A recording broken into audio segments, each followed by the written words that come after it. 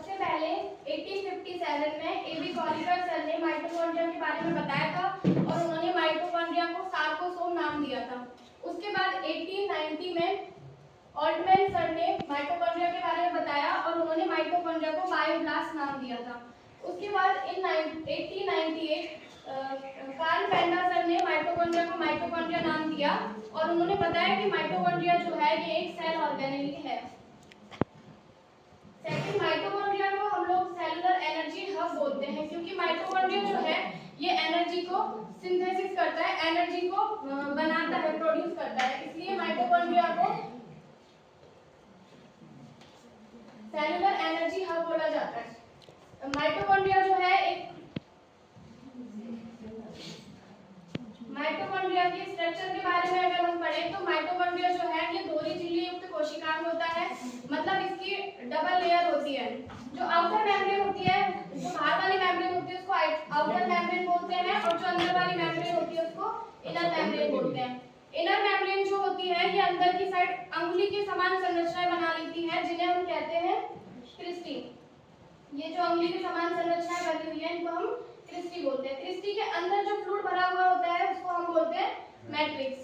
ठीक है, मैट्रिक्स में 70s प्रकार के राइबोसोम पाए जाते हैं, 70s प्रकार के राइबोसोम पाए जाते हैं, उसमें डीएनए भी पाया जाता है और बहुत सारी चीजें होती हैं जो हमारी सेल को काम करने के लिए कार्य करती है। नेक्स्ट है इंटरमेम्ब्रेन स्पेस। जो माइटोकॉन्ड्रिया के आउटर मेम्ब्रेन और इनर मेम्ब्रेन है उन दोनों मेम्ब्रेन के बीच में जो स्पेस पाया जाता है उसको इंटरमेम्ब्रेन स्पेस बोलते हैं।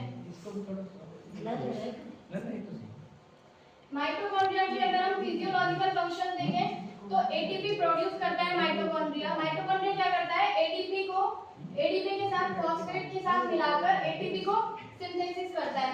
सेकंड इज एपोप्टोसिस, यानी कोशिका की मृत्यु जो होती है, मतलब अगर कोशिका बेकार हो गई है, डेड होने की कगार पर है तो उसको डेड कर देता है, जो कि हमारे लिए बहुत आवश्यक चीज होती है। उसके अलावा हीट प्रोडक्शन करता है कि जो ब्राउन टिश्यूज हैं उनमें वो एटीपी को फॉर्म ना करके वो हीट को फॉर्म करता है। ये माइटोकॉन्ड्रिया का काम होता है। अगर हम उसके मेटाबॉलिक फंक्शंस को देखें तो माइटोकॉन्ड्रिया में क्रेब्स चक्र होता है, क्रेब्स साइकिल होता है जो कि मैट्रिक्स में माइटोकॉन्ड्रिया के मैट्रिक्स में संपन्न होता है। इसके अलावा बीटा ऑक्सीडाइजेशन का काम करता है, मतलब जो फैटी एसिड्स होते हैं उनको ब्रेक डाउन करने का काम माइटोकॉन्ड्रिया करता है। उसके अलावा कैल्शियम का हेमियोस्टेसिस करता है, मतलब माइटोकॉन्ड्रिया कैल्शियम को स्टोर भी करता है और रिलीज भी करता है, जो कि सेल सिग्नलिंग में काम आता है। उसके अलावा हेमसिंथेसिस करता है, जो हेमसिंथेसिस का फाइनल स्टेप जो होता है वो माइटोकॉन्ड्रिया में ही संपन्न होता है। ये काम माइटोकॉन्ड्रिया का होता है। So thank you so much.